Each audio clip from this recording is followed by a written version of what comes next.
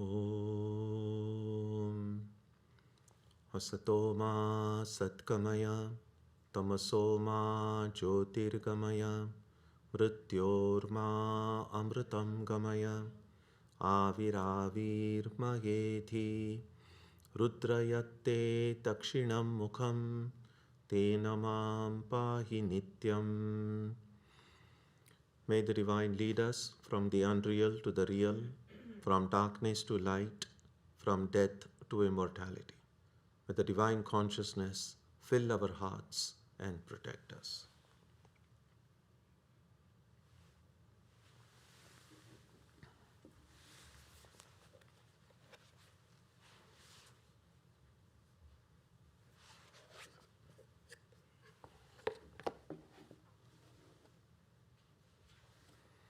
So we begin today on chapter 3. It is called Karma Yoga, the topic that we return to quite often in our discussions here. So very briefly we saw that chapter 2 was divided into 3 broad sections. The first chapter sets the historical background and showing that here on this cusp of the battle, just before the beginning of the battle, Arjuna says, I will not fight. And the reason is he sees his own people, his own relatives, his own family on the other side and says, I can't do this. So he has a change of heart. When he came to the battlefield, he knew why he was coming. So he could have said no days earlier or even in a previous day. But until the time he actually comes there, he is ready. But then suddenly he sees the reality. Sometimes we have seen that in our lives. Sometimes we think, oh, for any difficulties or difficult situations in life, we somehow convince ourselves, I'm ready to meet any of the ups and downs in life. And it's easy to think that way in the abstract. But when we are actually faced with a difficult situation, then we may not react in the same way. The kind of confidence we have to think about difficult situations in the abstract and how we react to it when we are actually facing that difficulty are two different things. And something like that happened to Arjuna, that he was a very brave archer, one of the best in the world. He had won many battles, so he was full of confidence. But then he goes to the battlefield and he sees his own people and he says, I can't kill them. And that's how the teaching of the Gita begins. Krishna then begins by teaching him the nature of the self. Because if the idea is, if you think that you are going to kill those people, that you are the killer and those people are going to be killed, then you need to go to the root of the problem, not just the superficial ethical implications of that, but going to the root, like who is the killer? Who is the killed? Which are the people involved? What does a person, who is a person? And that's how then we come to look at our personality and then say, well, there are layers. I'm not just one monolithic whole. There is the body, there is the mind, there is the ego, and beyond that is the spirit. So which of these am I really? Where does my I rest? And Krishna tells us in the second chapter, my real I, my real identity is the spirit, the Atman. And the first section of that chapter showed how this Atman is birthless and deathless, free from disease, free from illness, free from the hold of time and space. Utterly free and immortal. That's not how we feel now. And that is because the other parts of our personality, the body, perishable, the mind, constantly changing. And so we are now, it's a little bit like if I'm wearing a certain colored clothes and I begin to think that that's my color, then if anything, I will just say, well, I'm this color. But then you say, oh, under this is the different color. Under the skin, it's a different color. So what is my real color? So that's essentially what Krishna points out, that who is the person.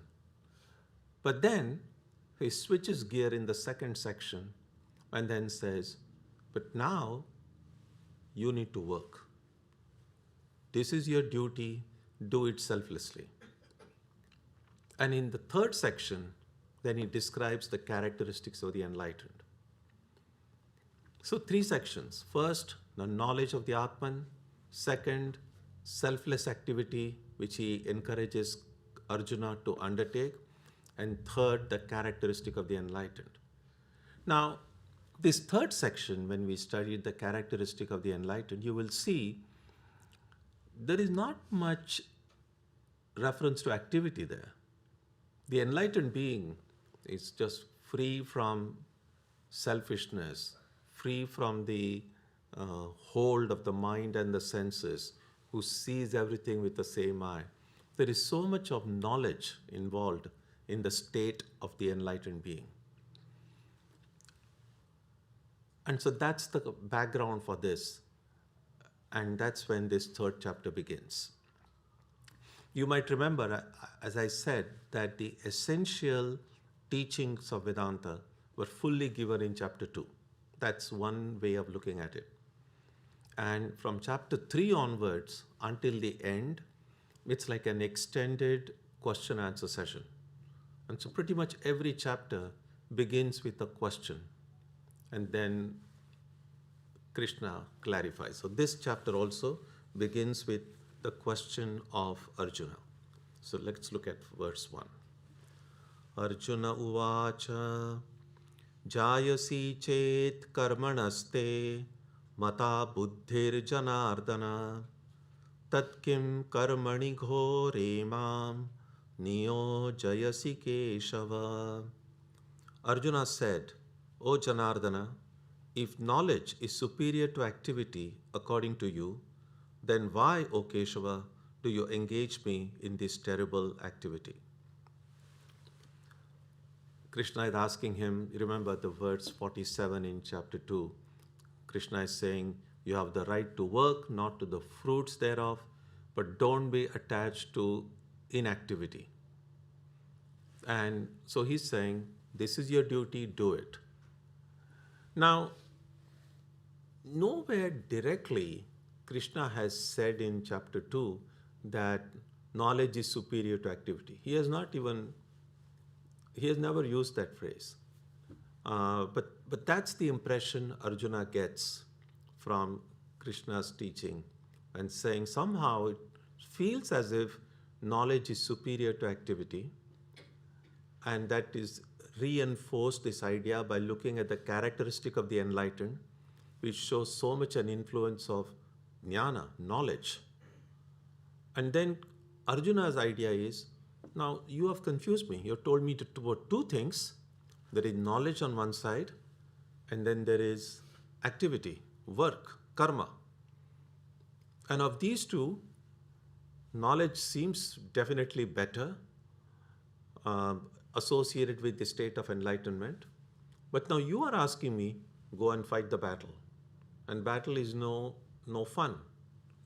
And so why is it, Arjuna says, if knowledge is superior to activity according to you, why do you engage me in this terrible activity? In other words, why are you asking me to go and fight?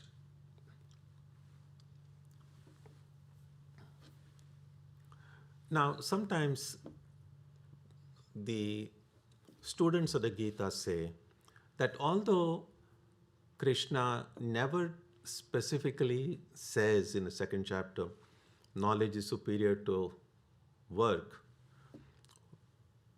when Arjuna frames the question this way, if according to you this is superior than that, why do you ask me to work? So some students feel the first thing Krishna could have said was, I never said knowledge is superior to karma. But Krishna doesn't say it. Krishna doesn't deny that that was the implication. So some people feel, well, knowledge is probably superior to this thing. So that is something, then keep that at the back of the mind when we have to think about which is better, which is higher, if is there anything such as higher or lower in this way of thinking? So look at verse 2. So Arjuna continues, Vyamishrene vavakyena buddhim mohayasiva me tadekam vadanishchitya yena shreyohamapnuyam. With apparently conflicting words, you are as if creating confusion in my understanding. Tell me one thing definitively through which I can attain the highest. So Arjuna is aware that Krishna is his friend. He fully trusts the words of Krishna. He's not accusing Krishna of like, oh, you are trying to confuse me. That's not the idea. What Arjuna really is saying is, my mind is so disturbed right now that your words are creating a confusion in my mind. Not that you want to confuse me, but in my present state, I'm getting confused by what you said. And therefore, I am unable to understand from your words whether I should pursue this knowledge. That is, should I now spend my time thinking about the Atman? In which case, of course, going and fighting for the battle seems impossible. But on the other hand, you are saying now go and fight. How can I do both? Go and fight the battle and also think I am the Atman. Is it possible to do both at the same time? That's the question. And that's why he says, tell me one thing definitively through which I can attain the highest.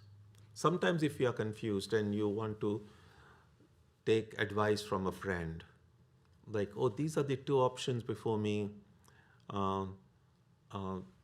what would you advise? And let's say you trust the wisdom of this friend.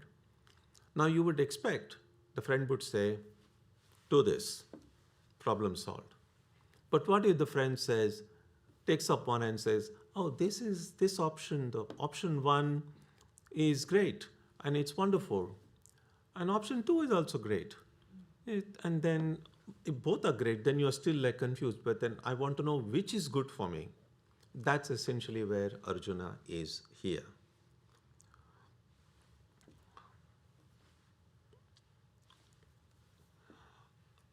So we'll pause a little bit here and then try to understand the relationship between karma and karma. What role does karma play in our life? So in the understanding of the Gita, that there are, and as we have pointed out several times before, that doing work can be done in two ways. One is called sakama karma. Kama means desire. Sakama, with desire. So doing work with desire. Now, I think we need to distinguish between desire and motive. Although they kind of feel as if they are same, but there is a very subtle difference between them. When we undertake some work, there is definitely some motive behind it. There is a saying in Sanskrit that even a fool doesn't do anything without a motive. So when I go and fix myself a cup of coffee, the motive is, I want to drink coffee. Otherwise, why would I go and do it? And so, everyone works with some motive. Now, desire is, oh, this is the work that I'm doing. This is the intended outcome I have. And that's the outcome I want. That's desire. So, motive is what puts me in the line of activity, so to speak. It's something that I undertake any activity with a certain motive. But then, of course, every work is going to lead to some result. And that's whether I want it or not, whether I desire it or not, the work will lead to a result. How much do I desire that result?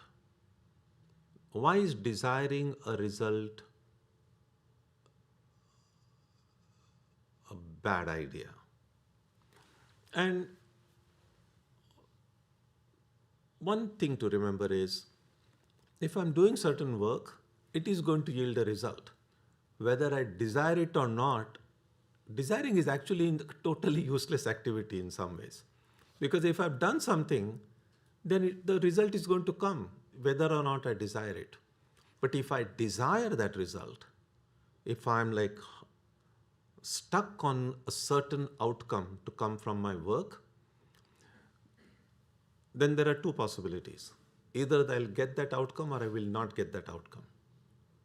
Now, if I get that desired outcome, it's going to make me happy. If I don't get that desired outcome, it's going to make me unhappy. So, sukha, dukkha, joy and sorrow. And that's the story of our life. We keep on working.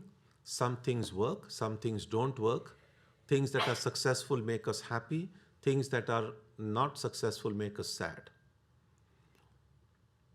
And yet, we cannot stop working. And since we have discussed it before, I won't go into too much detail about this, but it is this joy and sorrow and the activity that we keep on doing that accumulates karma, and we are not able to exhaust that karma in this life, therefore it leads to a rebirth. And rebirth means again being stuck in this wheel of samsara.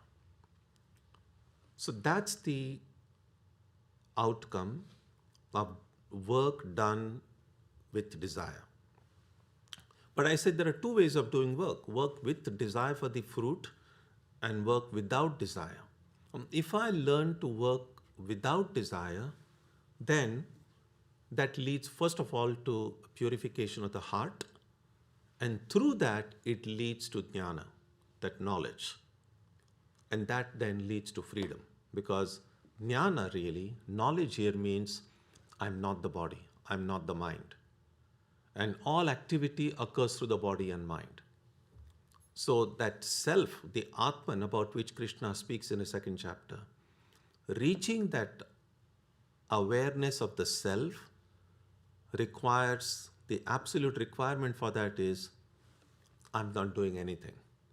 Whatever is being done by the body and the mind, and I'm not the body, I'm not the mind.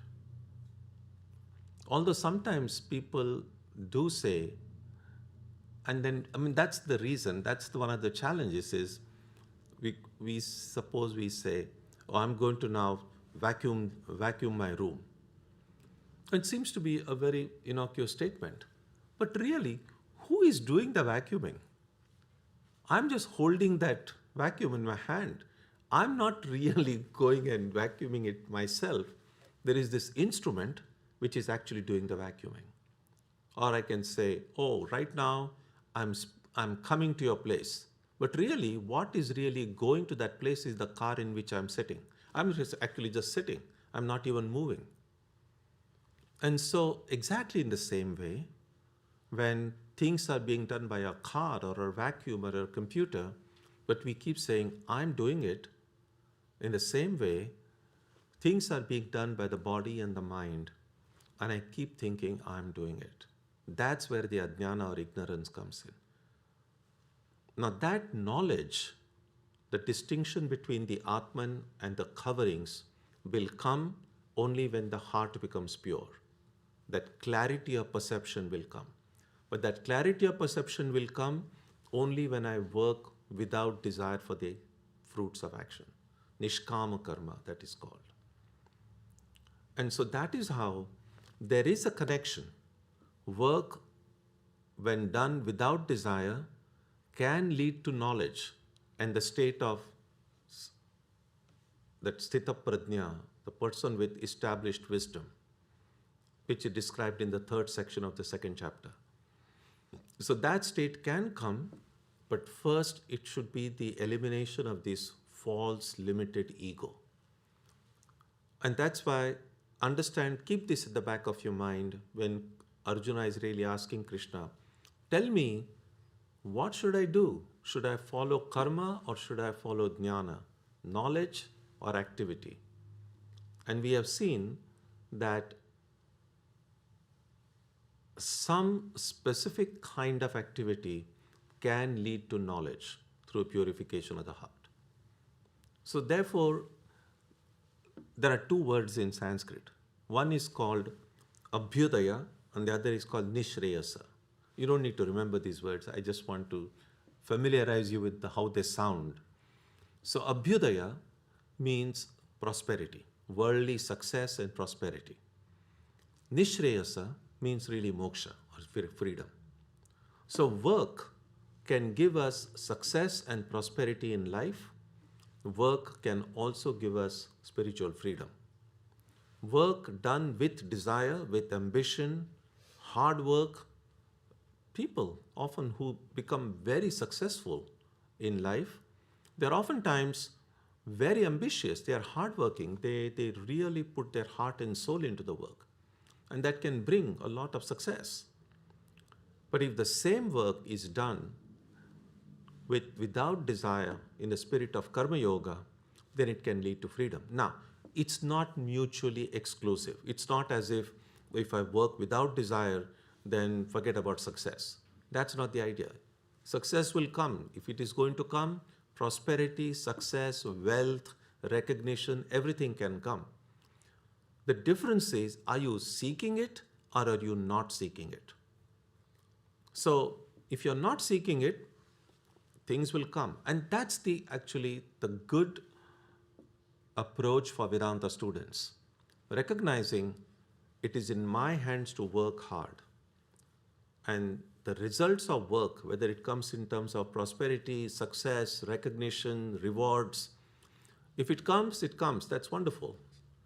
But I'm not going to fritter away my chance at getting knowledge through then expecting a certain result, because it's that expectation that's at the root of all sorrow. There is this one very well-known passage in this book called Bhagavata, which is often quoted, which says, Ashahi paramam dukkham, nairashyam paramam sukham. Asha means expectation. So living with expectation, we are opening ourselves to being disappointed. Because clearly, we know from our life, all of our expectations are never fulfilled all of the time. Some of the things happen the way we expected it, some of the things don't happen. But living without expectation is supreme bliss. Nairashyam paramam sukham. Sometimes, even before one becomes spiritually enlightened, in however imperfect a way, if we can truly touch our heart and say, I don't expect anything from anyone, nothing from the world. What will come to me, I'll work hard, I will do the things that need to be done, I'll carry out all my responsibilities well, but I will not expect anything. I can be quite happy at this very moment. Success of happiness, the secret of happiness, it's not a big secret. It's very simple. Do your duties well, carry out your responsibilities well, don't expect anything from anyone. And you will see that just because I don't expect it doesn't mean I won't get it. What I'm going to get, I'm going to get. What I'm not going to get, I'm not going to get. My expectation is a useless, totally useless activity. So, and somehow, because we have gotten so used to living and seeing people around us, everyone has expectations, we think that is the normal way to live. Now, what the Gita says is the best way to live is be happy, be cheerful, do everything, don't expect. And so once we get this happiness, then we know that the happiness that comes from moksha is 1,000,000 times higher than that. So let's at least start with this little bit of happiness, but trying to live without expectation.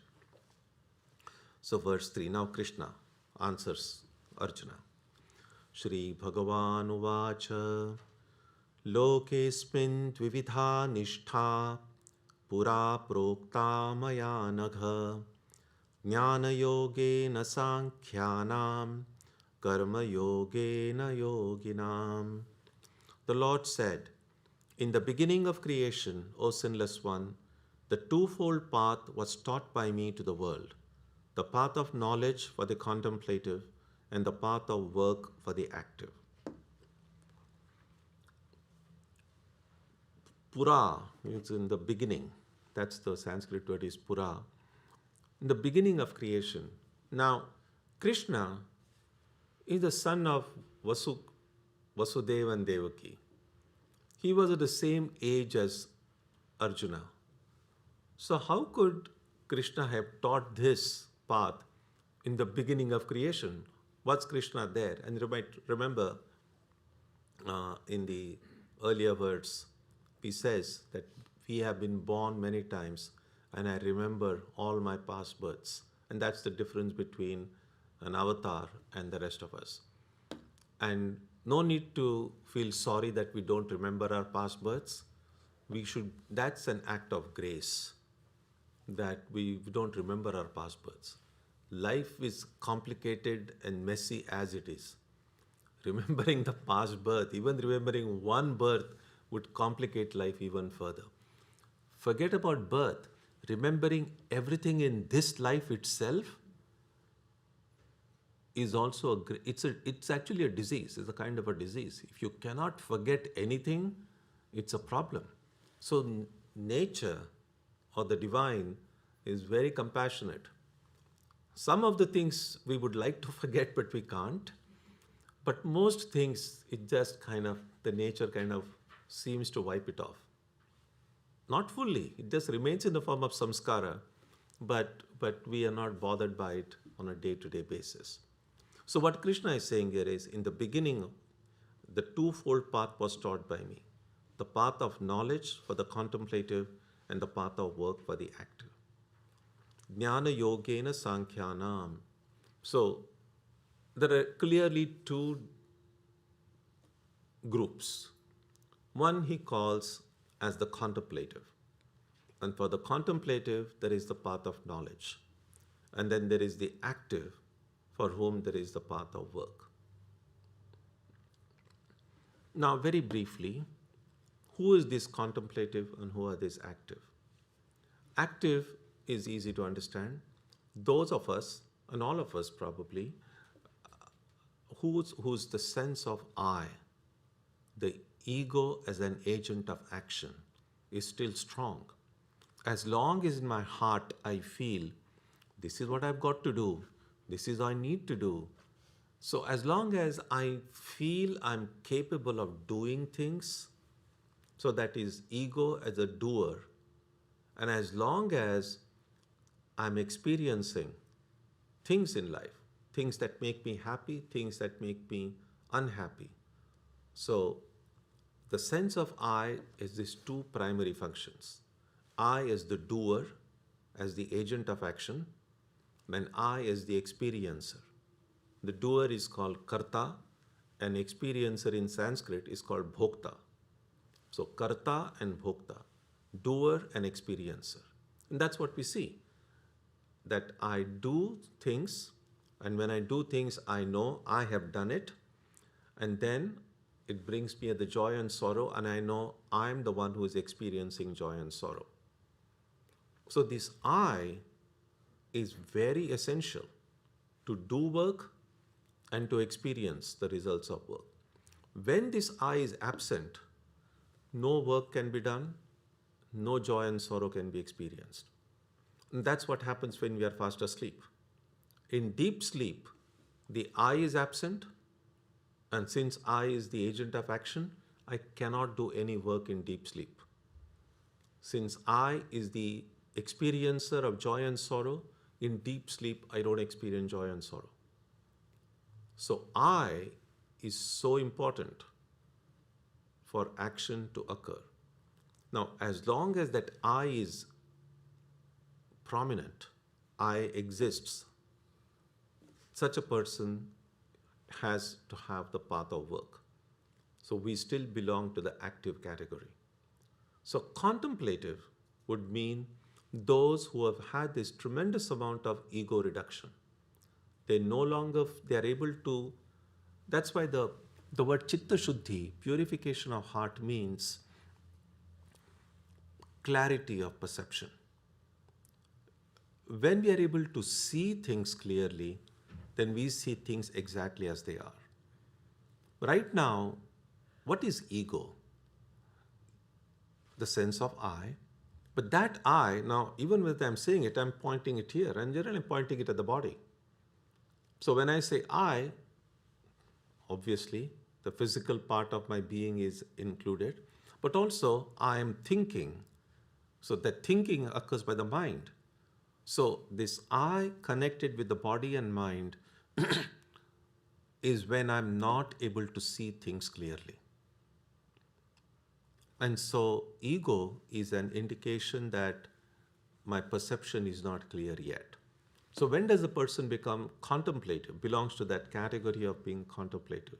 Don't take the word contemplative in English. I'm just translating the word Sankhyanam, Jnana Yoga and Sankhya. And so the idea here is when I'm able to see things clearly, that's why we speak about purification of the heart.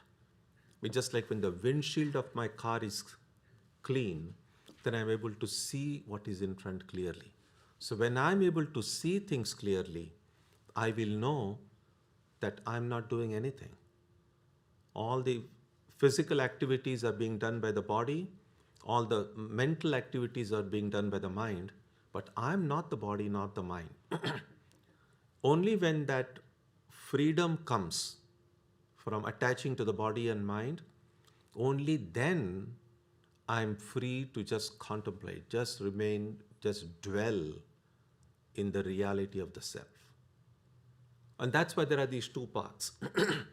First path is for those whose vision hasn't become clear yet, who still identify the body and mind as I. For them, there is the path of work, karma. When karma is done in a proper way, it becomes karma yoga, which will bring that clarity of perception, and then they graduate to being contemplative. But if they simply do karma with desire, that might lead to success and prosperity in the world, but that sometimes can even strengthen the ego rather than reducing it. So karma itself will not lead to knowledge, but karma done as a yoga, that will lead to knowledge. So that is the idea. So this twofold path was taught by me to the world, the path of knowledge for the contemplative and the path of work for the active.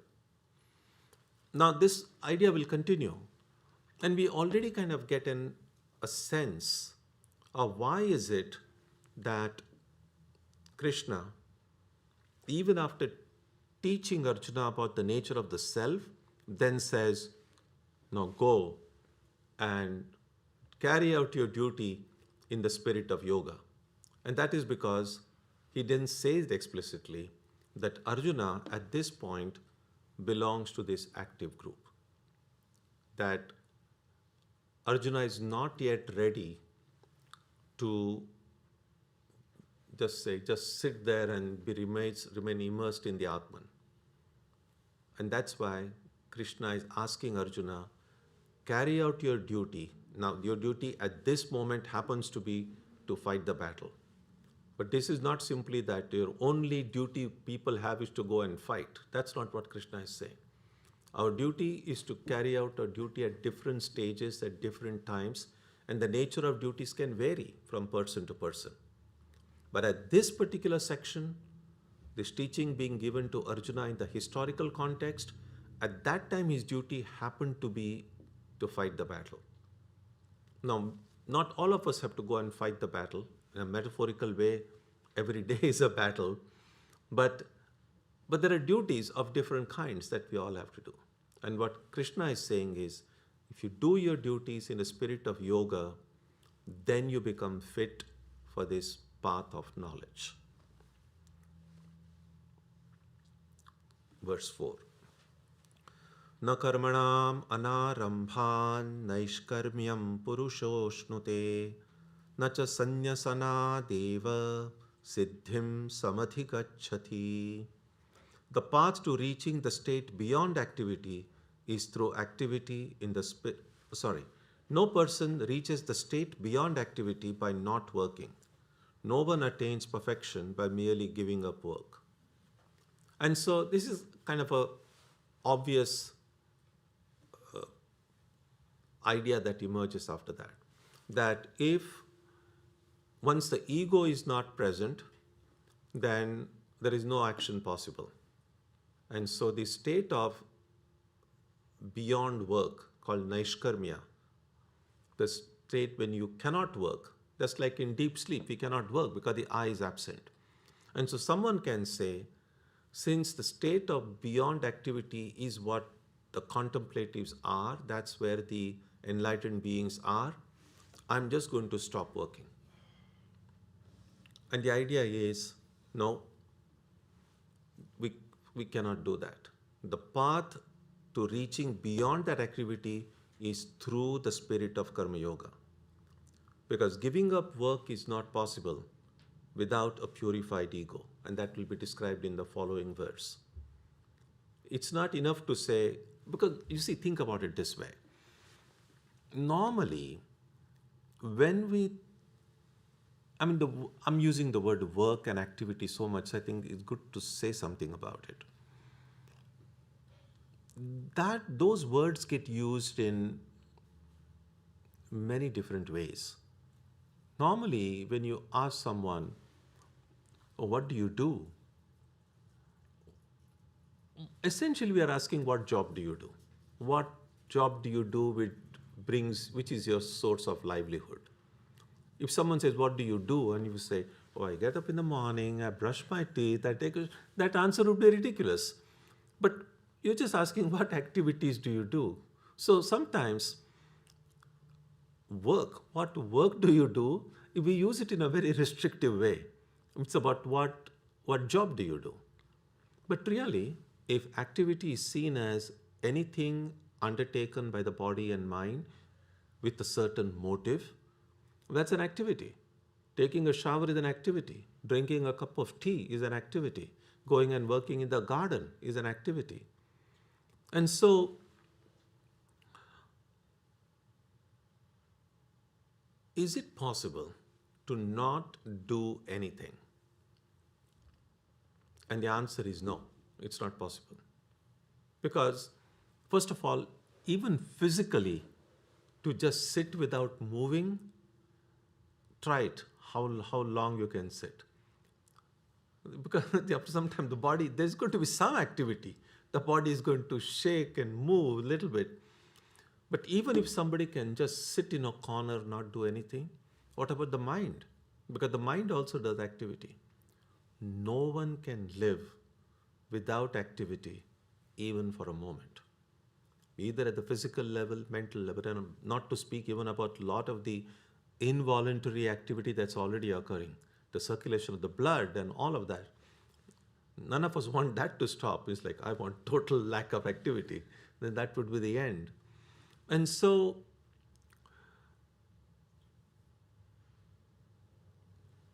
if someone wants to give up work when thinking that that's the state of knowledge, and they are not reached that state of clarity, that purity of heart, then that kind of giving up, instead of reducing the ego, can actually strengthen it. And sometimes, and this is something all spiritual seekers have to be very careful about, the worst kind of ego, the one which is very difficult to remove, is somehow the idea that I'm more spiritual than people around me. This holier than thou attitude is the worst kind of an ego. And so it's better not to try to give up before we are ready for it. Because if we try to give up, that will not be a genuine giving up. That would be actually just bolstering our ego, somehow thinking, oh, I'm above all, I've given up everything. And that really is, I'm not given up anything. I've actually gone further away from the ideal.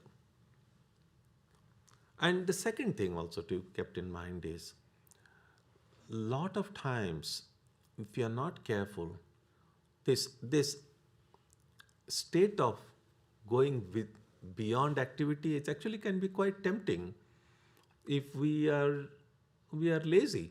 It's like, oh, I don't feel like doing anything. I can say, oh, I'm just no more activity today because it will bolster my ego. That doesn't work. The reason is, it's always good for us to be doing what we should be doing, because if I don't do what I should be doing, I'll probably end up doing what I should not be doing. And so it's good to keep ourselves busy doing things that need to be done. Because since we cannot stop, we have to then keep doing the right thing, keep doing what is good. Because not doing that would mean that ego then will end up doing something that I should not do.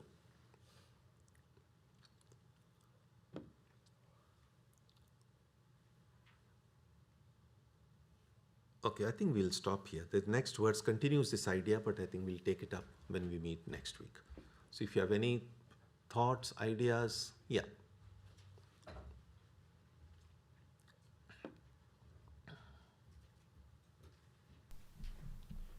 Hariom Swamiji. Swamiji, we see people in this world who are in bliss with the work they do, but they may do that work for prosperity's sake. Mm-hmm. How is their feeling different than those who practice karma yoga?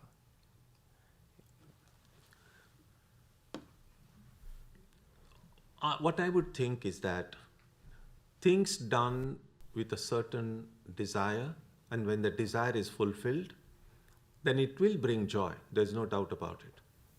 But that joy can never bring total fulfillment.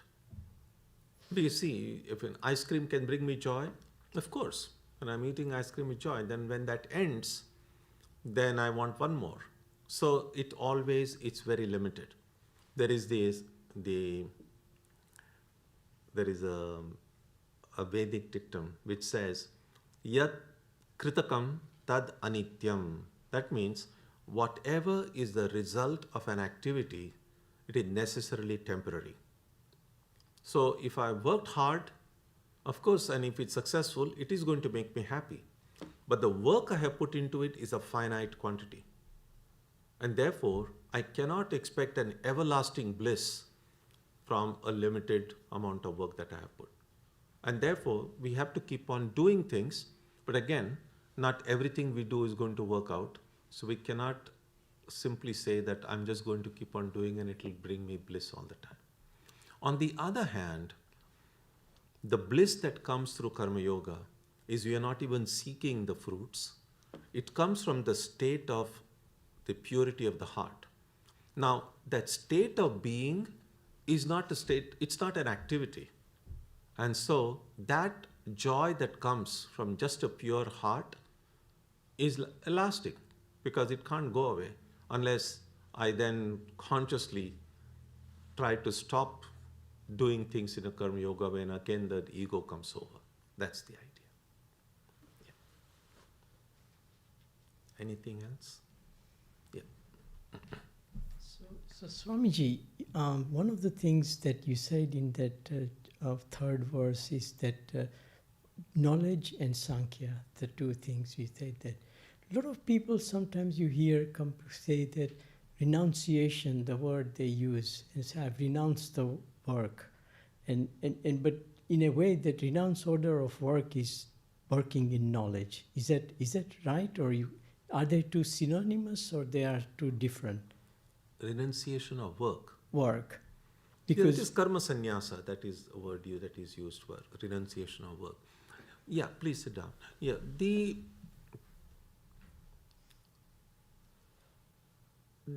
best state is to just keep on doing work because even to renounce the work, there is an ego involved. I am renouncing.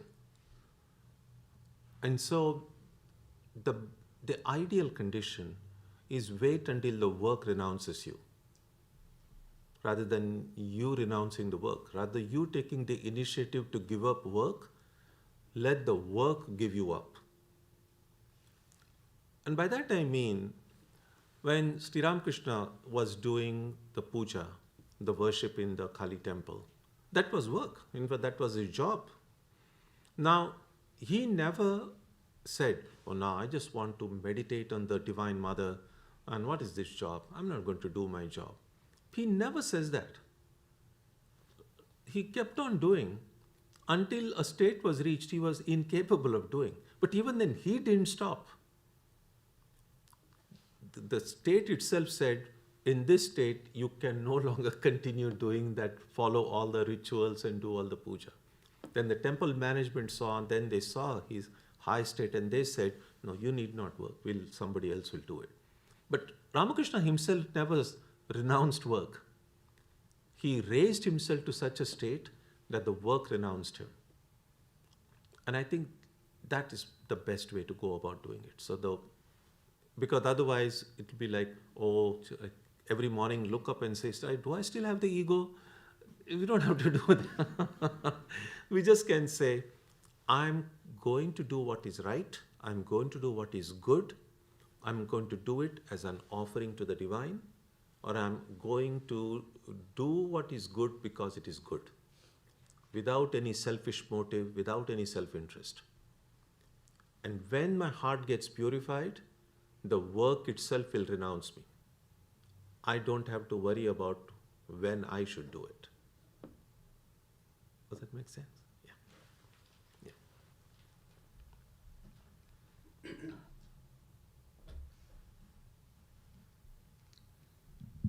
Namaskar Maharaj. In the second chapter, Krishna told about self and how Atma does the work for us. But that chapter is also called Sankhya chapter. Why it is called Sankhya? But Sankhya means knowledge there. Okay. It's not that philosophy called Sankhya. Okay. Sankhya is knowledge. Okay. Thank you. Yeah.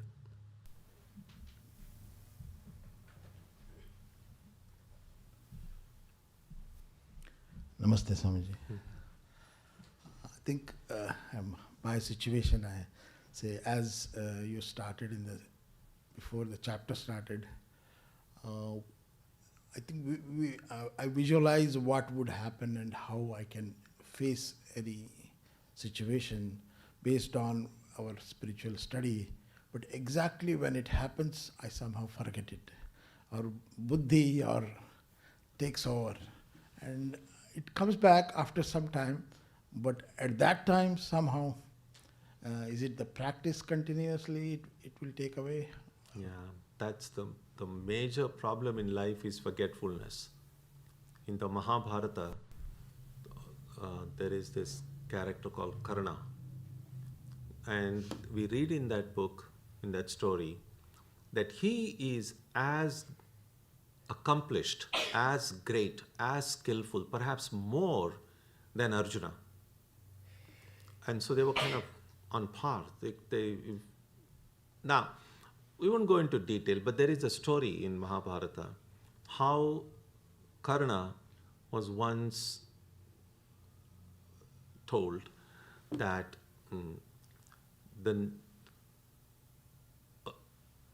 I'm wondering whether to go to the whole story. I think we won't go to the story now, but it's an interesting story. The idea is that in order to study under a particular teacher, Karna doesn't reveal who his real identity. So under a false identity, fearing that if the teacher knew exactly who he is, he may not be given that training. So he kind of hides that fact. Doesn't tell a lie, but doesn't tell everything about himself. And so once the teacher comes to know that no, he didn't tell me this truth about himself, and the teacher says, you should have been open and transparent about who you are. And because you didn't do it, all this knowledge and skill that you have received, that time in your life when you need it most, you won't remember it. And so in this climactic battle between him and Arjuna in Mahabharata, they both are equally competitive and equally strong, equally skillful. But at that moment, Karna forgets that how to respond to the arrows that Arjuna is sending. And then that ends Karna. It's a fascinating story. In Mahabharata, it is filled with stories. It's the largest epic. The conservative estimate is it has at least 100,000 verses. If you have the patience, go through it. In some way, we are all like Karna. Because we studied the Gita, we studied the Vivek Chudamani, we were told I am the Atman, and just sitting here in the classroom, it just feels wonderful. I am the Atman, I am infinite, I am birthless and deathless. And then of course you go out, you get into the car, and then when you're driving, there's somebody just suddenly cuts you off with the road without showing the signal, and then people get mad and they get angry. That time what happened? I was supposed to be the Atman. And so even in these little things, it's so difficult to hold that idea. And that's because that forgetfulness occurs. And the only antidote to forgetfulness is a very conscious and determined effort to remember. And that is why in many of the spiritual practices include a daily recitation or reciting from holy texts. Because you kind of every day do some recitation, do some reading, do your japa. Those are ways of self-reminders. And so we have to find a way to not forget. And the only way to do that is to constant reminders. And that's why the reminder apps, and there are to-do apps and for tasks people need, because you need to do 10 different things in a day, and if we just try to keep it all in the mind, we may not remember it. And so now there are apps there for that. So we need to find some way of reminding ourselves. And we can be very creative about it actually. It just depends on how creative we want to be. For instance, now of course summer is coming, there's going to be a lot of sunlight. And as you sit near a window and you have the sun's rays falling on you, either you can just say, oh, wonderful, nice sunlight, or you could say, oh, it's this divine being, the shining divine being in the heart, and he's kind of just caressing my body with the rays. It's an imagination, a very creative, helpful imagination, because even thinking this way, I'm able to then bring God into my ways of thinking. Somehow the divine comes into that. Or if you are driving and there is a red light, now people just get annoyed because it's like you want to go somewhere and the red light you have to stop. But a devotee of mother probably could say, it's this bindi, the dots that women have, the Devi. Every time you look at a red light, you just think of the Devi or the goddess. Again, it's just an association of ideas. So if we can be creative enough to find these little things in life, things that we meet with every day, and associate it with your spiritual ideal in some form, those would be a way to overcome forgetfulness. And so there is a lot of chance to think about being innovative in these ways. We can, a lot of innovations are possible. Not only in tech industry, even spiritual life innovations are possible. So Namaskar, Swamiji. So the question that I have is,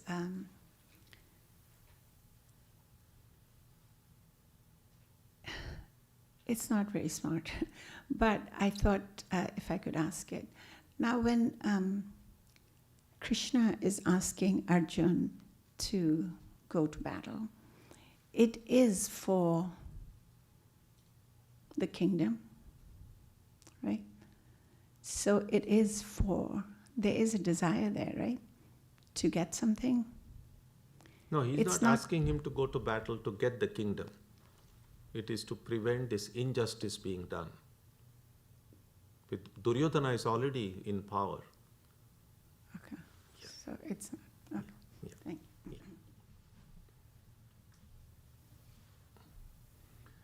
Okay, so we will stop here today, and next week we'll begin with verse 5. Jananim Saradam Devim Ramakrishnam Jagadgurum Padapadme Tayo Shritva Pranamami Muhur Muhur.